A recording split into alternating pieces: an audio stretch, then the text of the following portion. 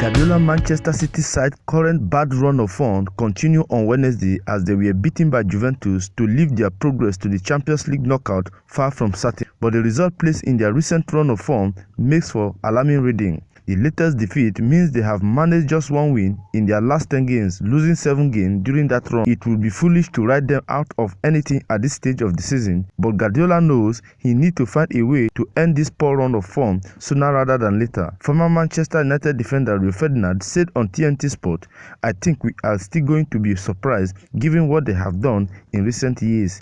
They have been a formidable team. They won 4 Premier Leagues on the bounce. They have a history of being very successful. But we just have not seen a Pep Guardiola side in general ever been this bad.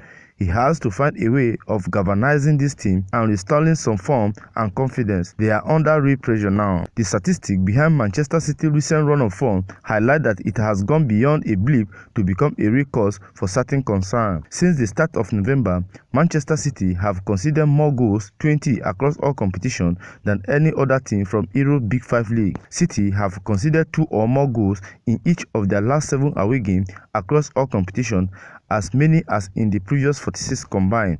They have conceded 9 goals in their last 3 Champions League games after 4 versus Sporting and 3 versus Feyenoord, having kept a clean sheet in their first 3 this season.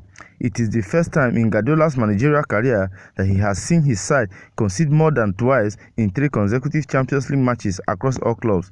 They have gone 8 games without a clean sheet away from home in all competitions, the joint longest such run of Guardiola's managerial career, also a run of 8 in October 2016. After the Juventus loss, Guardiola chose to reflect on the positive. "We play good, really good. We concede few. Some transition happened, but I am so proud for these players. They give everything and they tried, and now we live in this period and hopefully we can change result."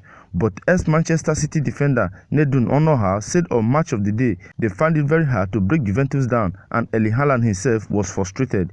To make it even worse, there were times where City were very open. They seemed so stretched. Guardiola's side went into Wednesday game knowing they would likely need to win all 3 of their remaining fixtures in the league phase to finish in the top 8 and progress automatically for the knockout. They are now 5 points off the top 8 with 6 points left to play for, meaning progressing via the playoff is their most realistic path. They are currently 22nd, with the side finishing 9th to 24th, going on to a 2-legged tie in February for a place in the last 16. However, City are just 1 point above Paris Saint-Germain in 25th position and must go to the French giant on 22nd January in what will likely be a crucial fixture. After that, they do have a winnable home game against Club Brugge, although a poor result against PSG will leave them under pressure going into that game. "We have 2 games, we need 1 point maybe," Guardiola added.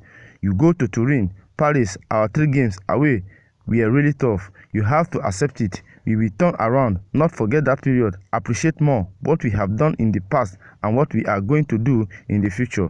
Guardiola, the former Barcelona and Bayern Munich boss, has rarely made wholesale change to his side between seasons, instead identifying the main areas needed for improvement and strengthening appropriately. But while that has been their biggest strength during their run to multiple titles, it could be seen as the reason behind their recent struggle, with Ferdinand suggesting tiredness in players who have had a role in City's success could be playing a part.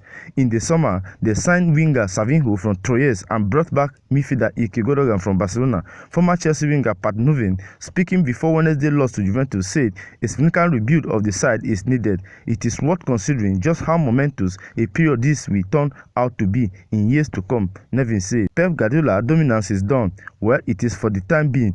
Manchester City will not melt away to obscurity anytime soon, but the run of clearly being the best of the best in Britain is over. There is a rebuild of monumental proportion needed, and they know it.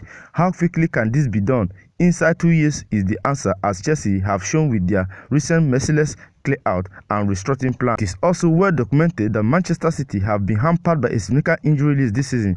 Oscar Bob, John Stones, Nathan Ake and Manu Akanji are all out, but the biggest miss of all has been Rodri, and the absence of the Spain international means they have not been able to dominate midfield like they have previously.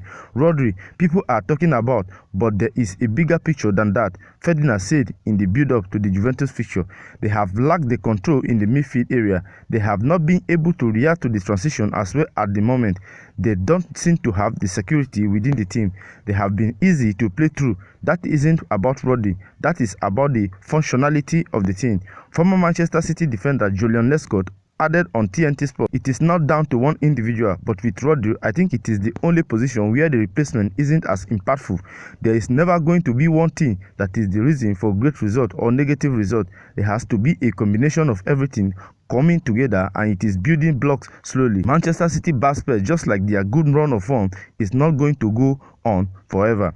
While they have not experienced a difficult run like this before under Gaurdiola, they have shown form for bouncing back emphatically after some bad results. In December 2018, they lost 3 Premier League games and were 10 points off the top, but they went on to win 18 of their next 19 games to overturn the deficit and win the title. "Of course, I question myself in the good moment, in the bad moment," added Gaurdiola.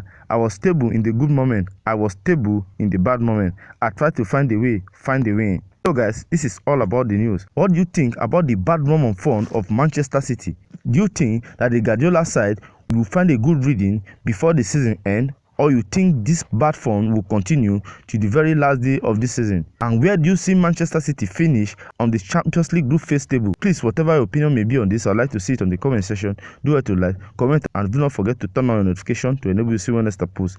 Thank you for watching this video. See you in my next video. Bye.